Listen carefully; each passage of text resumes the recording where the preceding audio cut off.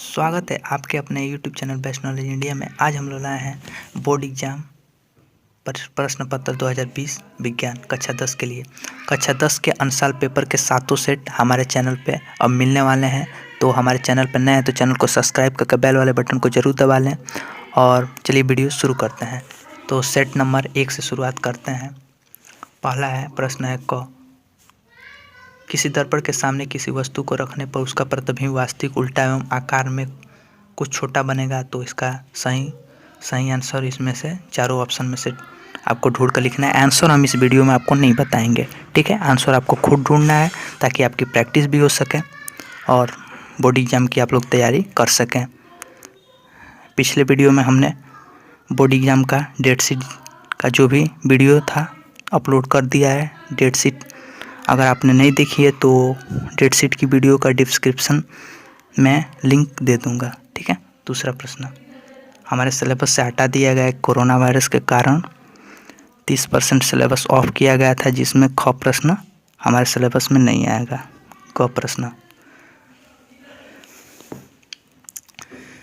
किसी विद्युत परिपथ में बहने वाली विद्युत धारा का मात्रक है एम्पियर, वाट, ओम या वोल्ट, ठीक है। प्रश्न संख्या का, परिवर्तनशील चुंबकीय क्षेत्र के कारण किसी चालक में उत्पन्न प्रेरित धारा के दिशा का आकलन निम्नलिखित नियम के द्वारा किया जा सकता है, ठीक है। इनमें सही आंसर आपको ढूंढ कर लिखना है, ठीक है। आगे बढ़ते हैं।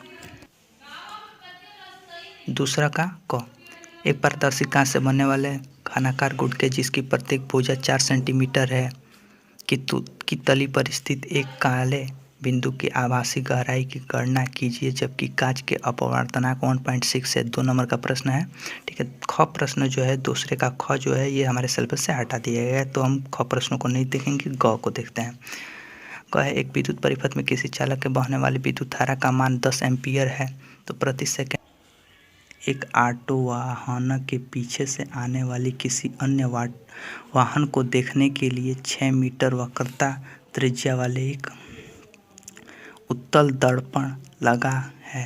किसी समय एक वाहन दर्पण से 6 मीटर की दूरी पर है, तो उस समय दर्पण में दिखाई देने वाले प्रतिबिंब की स्थिति आकार की गणना कीजिए, ठीक है। अथवा ये प्रश्न हमारे सिलेबस से हटा दिया गया है तो इसको आप लोग नहीं तैयार करेंगे। फिर ख पे हम लोग देखते हैं। ख प्रश्न कह रहा है, एक विद्युत उपकरण के लिए 2.3 किलोवाट व 230 वोल्ट इसके पूरी क्षमता का कार्य करने पर इसके किसी विद्युत धारा का प्रवाह होगा। इसके प्रतिबिंब की गणना कीजिए। यह भी गणना कीजिए कि यदि 10 घंटे तक कार्य करने दिए जाए तो इसकी कितना किलोवाट घंटा की विद्युत ऊर्जा व्यय होगी। अथवा दूसरा प्रश्न है, लोहे के एक तार की लंबाई L1, अनुप्रस्थ काट का क्षेत्रफल A1 व प्रतिरोध 5 ओम है, ठीक है। यदि इसका तापक्रम बिना बदले इसकी लंबाई दोगुनी कर दी जाए, ठीक है। इसकी लंबाई क्या कर दी जाए, दोगुनी कर दी जाए, जिससे उसके आयतन में भी कोई अंतर न आए, तो अन्य तार के प्रतिरोध की गणना कीजिए, ठीक है। अगला प्रश्न पे आते हैं 4 नंबर।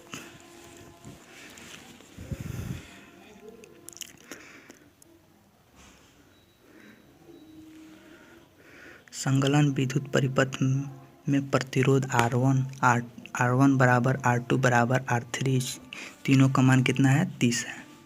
तो R4 बराबर 10 ओम व प्रतिरोध R1, R2, R3, R4 व R5 व R6 बहने वाली विद्युत धाराएं क्रमशः I1, I2, I3, I4, I5 व I6 प्रत्येक प्रतिरोध के सिरों के बीच उत्पन्न विभवांतर V1, V2, V3, V4, V5 व V6 की गणना कीजिए। परिपथ से बहने वाली कुल विद्युत धाराओं की गणना कीजिए। देखिए परिपथ है, ये आपको प्रश्न है, इसको हल करना है, ठीक है। अथवा में अगला प्रश्न है, विद्युत जनित्र किस सिद्धांत पर कार्य करता है, नामांकित चित्र बनाकर इसकी कार्यविधि समझाएं, ठीक है। आगे बढ़ते हैं। अब हम खंड ख में जब देखेंगे रसायन विज्ञान, ठीक है। रसायन विज्ञान यानी क प्रश्न कर रहा है एथिलील एल्कोहल का IUPAC नाम है, तो इसका आंसर आप स्वयं ढूंढ के लिखेंगे। दूसरा, क्षारीय विलयन का pH मान होता है, क्षारीय विलयन का pH मान क्या होता है, इनमें से इन ऑप्शन में से आपको सही ऑप्शन पे टिक करना है, ठीक है। श्याम सफेद फोटोग्राफी में उपयुक्त होती है, तो इसका आंसर आपको सही इसमें ढूंढ कर लिखना है। छठवां प्रश्न, जिंक धातु के कार्बोनेट अयस्क से धातु निष्कर्षण का रासायनिक समीकरण देते हुए वर्णन कीजिए, ठीक है। ख प्रश्न है प्लास्टर ऑफ पेरिस एवं विरंजक चूर्ण के बनाने की एक एक विधि के रासायनिक समीकरण लिखिए, 2 नंबर के प्रश्न है, ठीक है। तीसरा प्रश्न है मिशेल की अवधारणा के आधार पर साबुन की सफाई प्रक्रिया को समझाइए, ठीक है। 7वां प्रश्न का क देखते हैं, आवर्त सारणी के एक आवर्त एवं एक वर्ग के तत्वों पे धात्विक लक्षणों में परिवर्तन के कारण सहित व्याख्या कीजिए, ठीक है। परिवर्तन के कारण सहित व्याख्या करना है। 7वां प्रश्न। ख प्रश्न जो है अपने सिलेबस से हटा दिया गया है। 8वें प्रश्न में आप आते हैं, एथेनाइक अम्ल के 3 रासायनिक गुणों को रासायनिक समीकरण एवं उनके उपयोग भी लिखिए, ठीक है, अथवा निम्नलिखित पर टिप्पणी दीजिए। ऑक्सीजन की अभिक्रिया ख समजातीय श्रेणी, ग एल्डिहाइड कीटोन तथा कार्बोक्सिलिक अम्ल की IUPAC नाम पद्धति, 3 नंबर का आंसर है इसका। खंड ग में आ गए जीव विज्ञान, ठीक है। मनुष्य के हृदय के कोष्ठों की संख्या होती है, मनुष्य के हृदय के कोष्ठ कितने होते हैं यहाँ का इसका आपको आंसर स्वयं ढूंढ कर लिखना है, ठीक है। द्वार कोशिका में पाई जाती हैं, ठीक है। ख ग प्रश्न है पौधों में कायिक प्रवर्धन के लिए कौन सा भाग अधिक अनुकूल है, तना, पत्ती, जड़ या पल्लिका। तना, पत्ती, जड़, प्रकलिता। घ जाइगोट में गुणसूत्रों की संख्या होती है, इसका आंसर आपको स्वयं ढूंढ के लिखना है चारों ऑप्शन में से, ठीक है।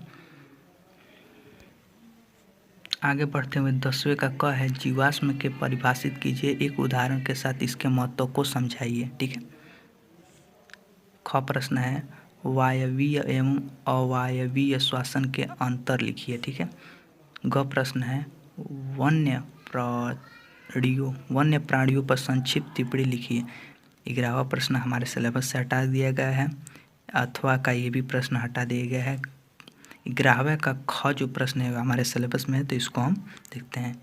विकाणु नेफान एक स्वच्छ नामांकित चित्र बनाए तथा इसके कार्यों का वर्णन कीजिए, ठीक है। अथवा लेमार्कवाद एवं डार्विनवाद, लेमार्कवाद एवं डार्विनवाद की तुलना कीजिए, लेमार्कवाद एवं डार्विनवाद की तुलना कीजिए, ठीक है। 12वां प्रश्न है द्विगुण